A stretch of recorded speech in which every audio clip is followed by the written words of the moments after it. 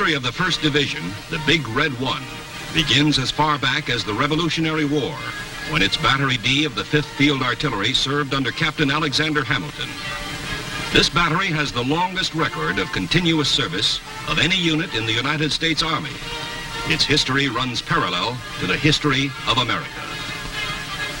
The Fighting First was organized as a division in World War I, when it scored the first American victory of the war at Cantigny. In the great battles of Soissons, Saint-Michel, and the Meuse-Argonne, it helped smash the German army and end the war. During World War II, the 1st Division, true to its name, was in the first waves of the invasions of North Africa, Sicily, and Normandy. It smashed across France and Belgium in bloody fighting, was the first to enter Germany, and helped stop the Nazis in the Battle of the Bulge, in the drive to the final victory in Europe. 20 years later, when communist aggression in South Vietnam threatened the peace of Southeast Asia, the first full U.S. Army division sent to meet the challenge was the Big Red One. The Vietnam engagement was to be the longest and in some ways the most arduous of the wars fought by the 1st Division. But as always, the division lived up to its great heritage of valor and success in battle.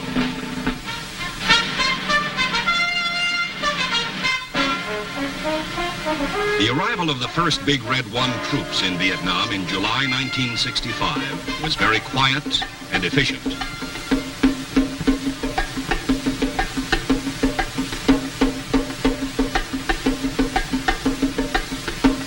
They were moved swiftly off the beach at Cam Ranh Bay and sent to various base camps in the Saigon area.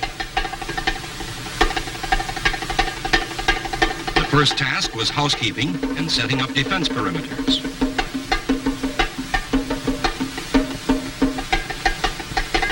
Then patrols, not only to clear the area around the base camps, but also to harden the men to the difficult climate and terrain. In all the varied combat history of the 1st Division, it had never fought in the soggy, humid climate of the tropics, or in the tall grass or thickets of the jungle, or in its rivers and swamps. The foot soldiers were inducted into airmobile patrols. There was contact with the enemy, so that they learned something about his guerrilla tactics. But there was no big action until November. By that time, over 14,000 1st Division men were in Vietnam.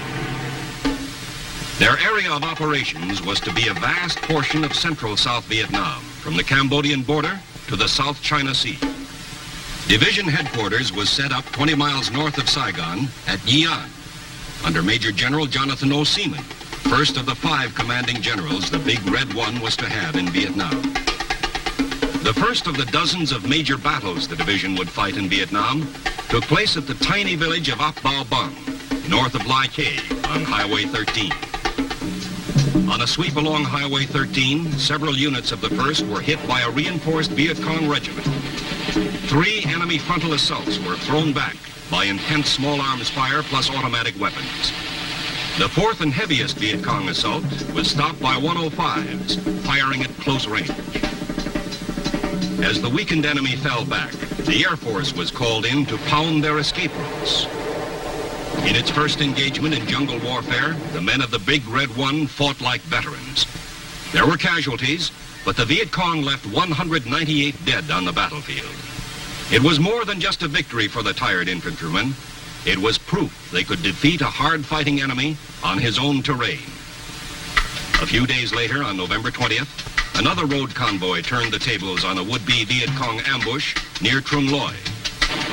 The convoy immediately set up a defense perimeter and returned fire. When a gunship drove the enemy from cover, heavy ground fire, especially by the mortar platoon, smashed the trap. The victory at Trung Loi was followed early in December by the biggest and most successful battle of the year. This was Ap Nha Ma, northwest of 3rd Brigade headquarters at Lai Khe. A task force was searching the countryside, eliminating Viet Cong bases, blowing up bunkers and underground factories. When they ran head-on into a fortified base camp defended by 4 battalions of the enemy. A violent firefight broke out immediately. A radio call for fire support brought in deadly concentrations of howitzer fire and repeated tactical airstrikes. After 2 hours of fierce fighting, an infantry assault finally routed the enemy. The Big Red One had its losses, but medevac ambulance helicopters saved many lives by flying in to remove the wounded even as the fighting went on. Patrols grew larger and longer as the division increased its pressure on the elusive enemy.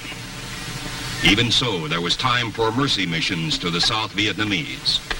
Civic action, medical supplies, skilled help, and friendliness to villagers and their children.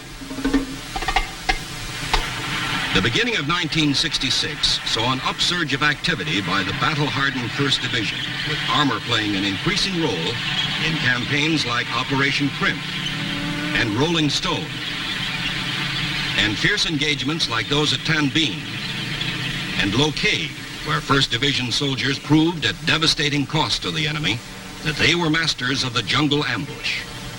It was at Lo Cai that the division won its first Medal of Honor in Vietnam in the person of 1st Lieutenant Robert J. Hibbs, whose 15-man patrol chopped up 2 Viet Cong companies.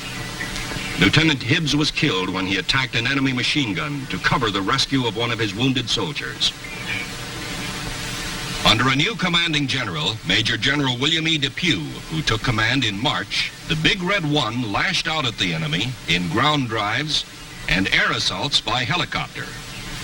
The campaigns were continuous as task forces struck hard throughout the spring, summer, and fall of 1966 in the humid jungle, on dusty roads,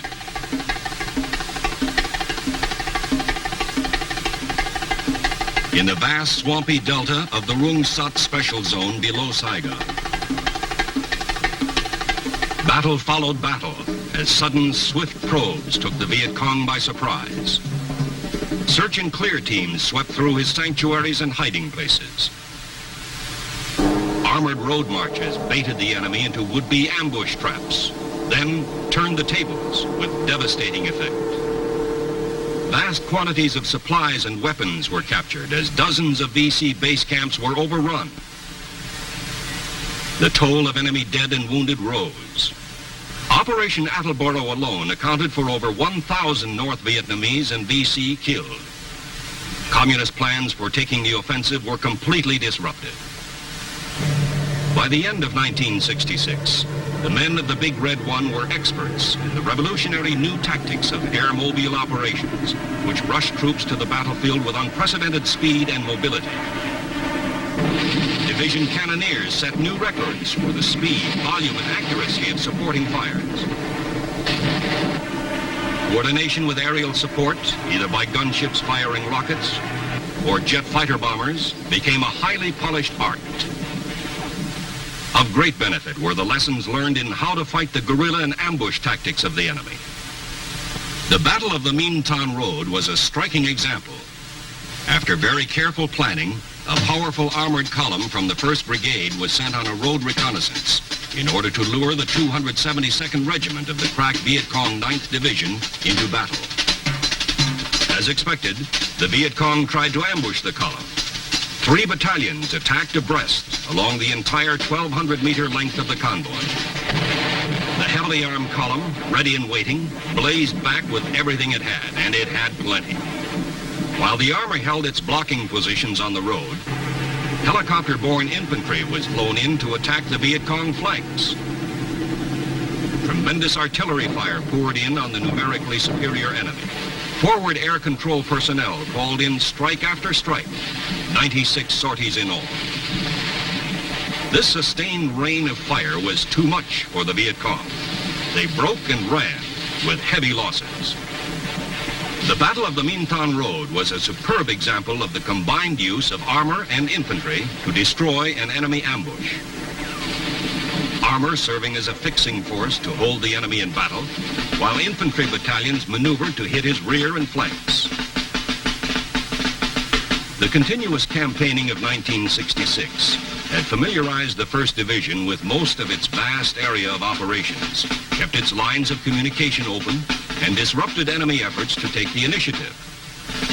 Now, the division was to strike directly into Viet Cong sanctuaries.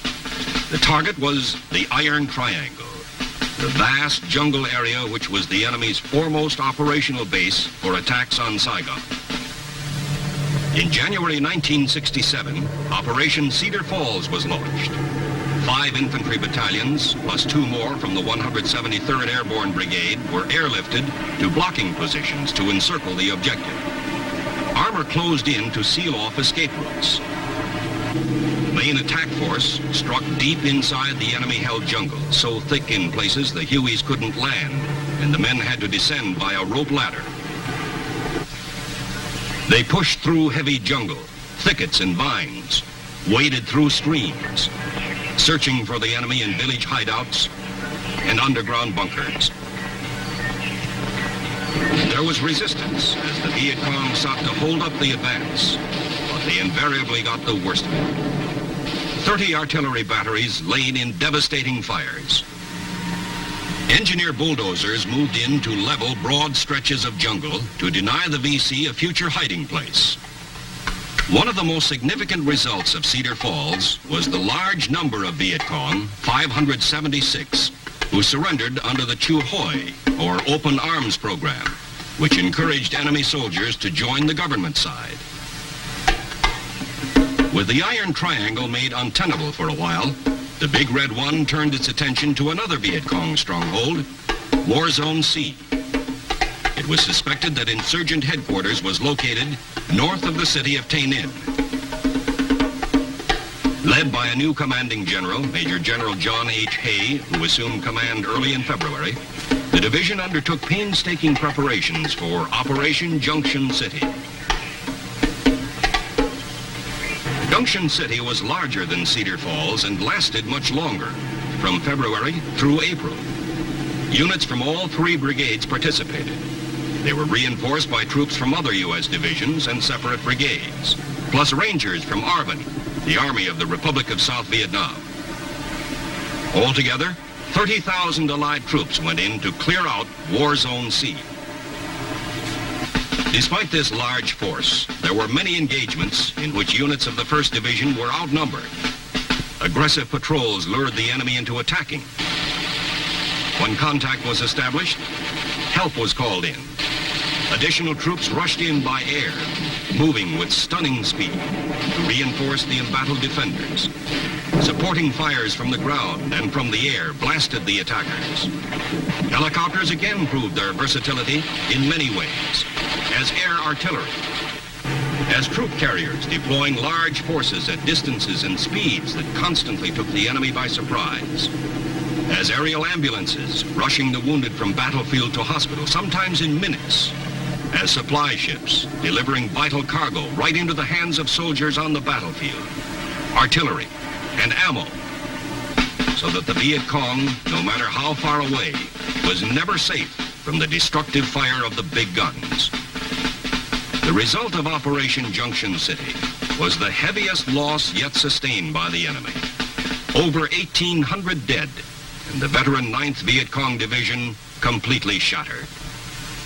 The Big Red One, hardly pausing, pressed on with more campaigns through the rest of the spring and summer.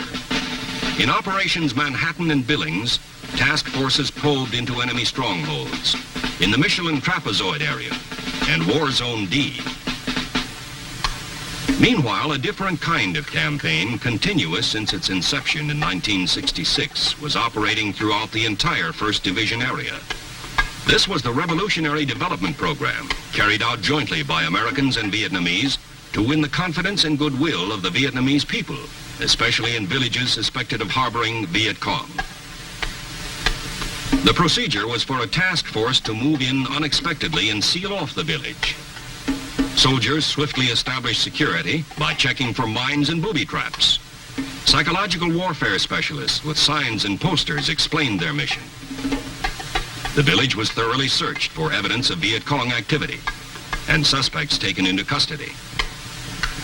Then supplies were brought in, and the villagers were fed and clothed.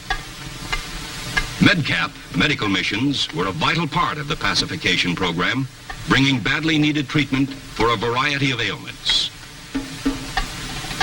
While the Big Red One carried out its missions of peace and war, it also conducted an immense training program. Many of its veteran soldiers and battle leaders had gone home through the Army's yearly rotation program. Yet, thanks chiefly to mobile training teams of combat experienced personnel, the 20,000 men of the division were at a peak of professionalism when the first began Operation Shenandoah II, one of its fiercest campaigns, and to many veterans, the most outstanding in the division's 5 years in Vietnam. Shenandoah II was a series of violent battles at far-flung points on both sides of Highway 13, from Lai Khe north to the area around Loc Ninh, near the Cambodian border. From September into November, the fighting raged through jungles, across rubber plantations, through wooded areas, tall grass, and streams. It was often toe-to-toe slugging with the enemy. Night fighting was common, as North Vietnamese and Viet Cong troops attempted futile assaults on the American NDP's night defensive positions. The Big Red One had the advantage of highly mobile armored support and heavy firepower always on call, and fought alongside the South Vietnamese Army units. The result was inevitable, a smashing series of victories that destroyed numerous enemy bases and fortifications and left over 1,000 of his troops dead. The rest retreated to their sanctuaries again, leaving Highway 13 secure.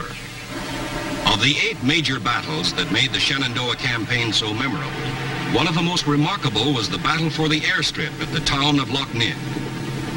ARVN and Special Forces soldiers came in by air assault to drive out the Viet Cong, who held a small sector of the town. They routed the enemy from bunkers and houses in fierce attacks.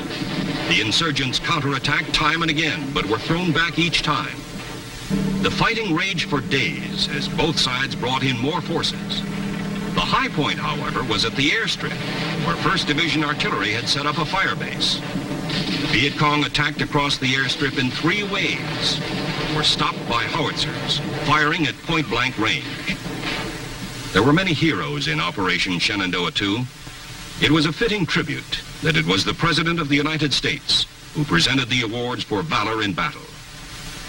It was a well-earned respite for the Big Red One when Bob Hope and his USO troop arrived to entertain the division at Christmas. The Viet Cong Tet Offensive that opened 1968 did not take the Big Red One by surprise, since some kind of all-out enemy drive was expected.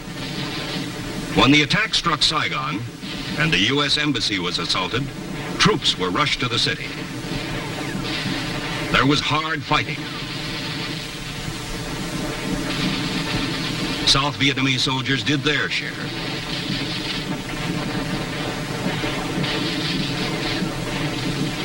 There were casualties and destruction, but the inevitable result was annihilation of the insurgent force. In March, the division resumed its strong offensive tempo under a new leader, Major General Keith L. Ware, famous as a Congressional Medal of Honor winner in World War II.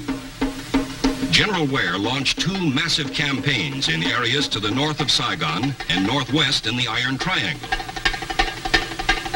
The first was Operation Quyet Thang, translated as Resolve to Win. The second was Operation Toan Thang, which meant certain victory. The objective of these aggressive campaigns was to smash the enemy's war potential on a vast scale, kill his troops, destroy his base camps and supply dumps, interdict his supply trails and his routes for infiltration, and retreat. The result was a stunning success. Vast quantities of arms and materiel were found in weapons caches or were seized from the enemy, who lost over 2,000 killed.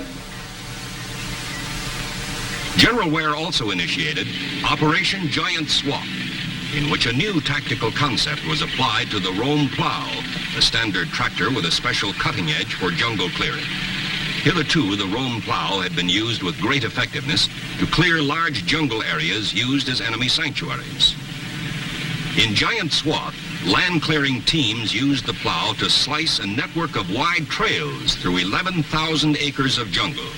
Instead of trying to clear the whole vast area, they divided it into many small subdivisions.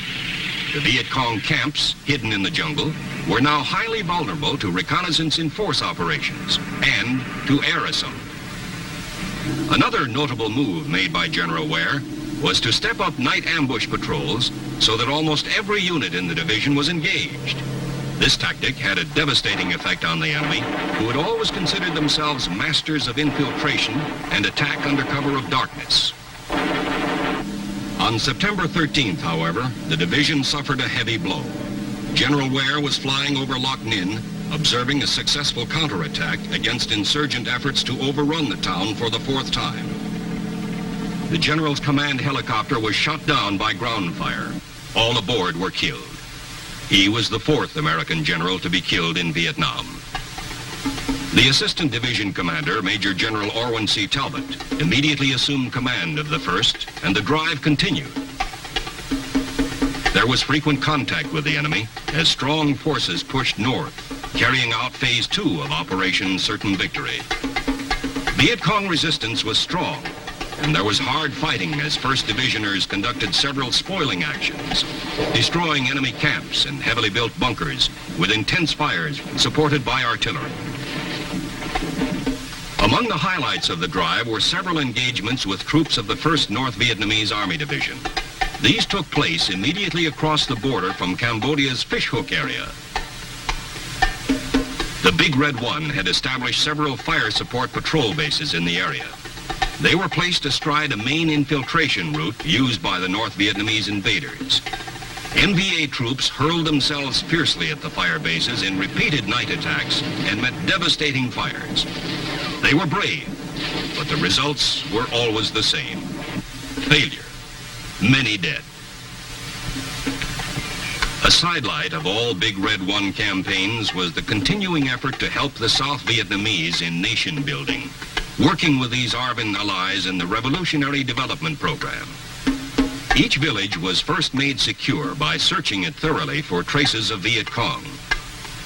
Leaflets were used extensively to encourage defections to the government side. Civic action programs were put into operation to help the villagers, feeding them, attending to their medical and dental needs.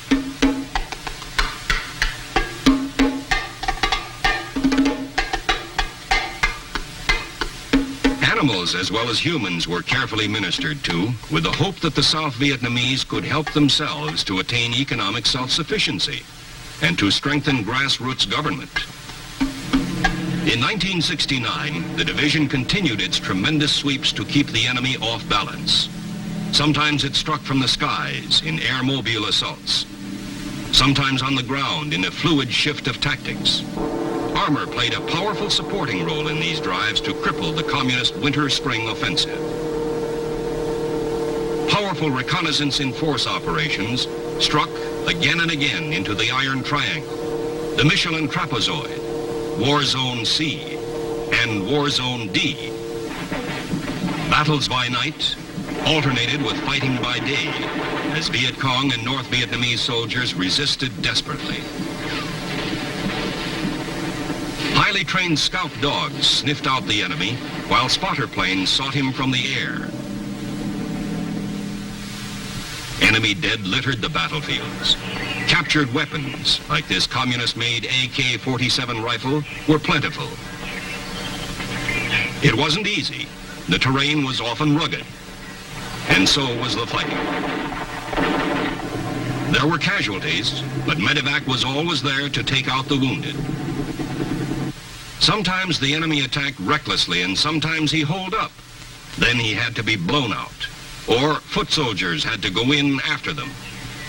These volunteers were known as tunnel rats, and no fighting men were more admired for their courage and nerve. Sometimes enemy contact was light, and there was more monotony than action. It was a welcome relief between patrols and sweeps to see the pretty face of a USO entertainer, even if she did bring along a boyfriend.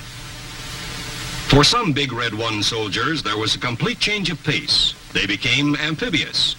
In June of '69, the division began to use small fiberglass boats to patrol the river approaches to Saigon, Working in conjunction with Navy patrol craft and shore-based infantry patrols, these ski boats drastically cut down Viet Cong infiltration by water. Elsewhere, the great fighting machine of the 1st Division continued its relentless pursuit of the enemy under its 5th and last commanding general in Vietnam. He was Major General A.E. Malloy. Deploying its vast power with professional precision, going into battle with a high morale traditional with the Big Red One. Its fighting men struck smashing blows against Viet Cong forces concentrating north of Saigon for an autumn offensive. For the defeated enemy, it was one more bitter lesson in the futility of challenging the 1st Division's enormous battle power and its irresistible will to win. The war in Vietnam was winding down for the Big Red One. Early in 1970, it made its last sweep. Orders had come in to stand down, to prepare for redeployment. Men and vehicles were withdrawn from the field. Much of its equipment and facilities were turned over to ARVN forces. The U.S. Army's program of Vietnamization, under which the South Vietnamese Army increasingly shouldered the burden of combat operations, was proving a success. Large contingents of American troops had already gone home. Now, it was the turn of the Big Red One. Early in April, the division left the last of its bases and returned to Fort Riley, Kansas, almost 5 years after it had gone to Vietnam. April 15th, 1970 was another milestone in the long, proud history of the 1st Division. In a colorful, heart-stirring ceremony, watched by many thousands, families, relatives, friends, and dignitaries, including the Secretary of Defense, Melvin R. Laird. The 1st Infantry Division was renamed the 1st Infantry Division, mechanized. It had a new commanding general, Major General Robert R. Linville, and it had new troops. Its ranks were filled with the men from another famous fighting outfit, the 24th Infantry Division, which was deactivated. Under its new designation of mechanized, the 1st Division was augmented with additional armor, reflecting the vast increase in firepower and mobility of the modern U.S. Army Infantry Division. The 1st had a new mission, too, to support our commitment to NATO in defense of the free world. New faces, new strength, a new mission, but all of it steeped in a time-honored, hallowed tradition of service to country. And now, after almost 2 centuries of valorous battle deeds, the 1st Division looks ahead, confident that it will carry out its future tasks in the spirit of its motto: no mission too difficult, no sacrifice too great. Duty first.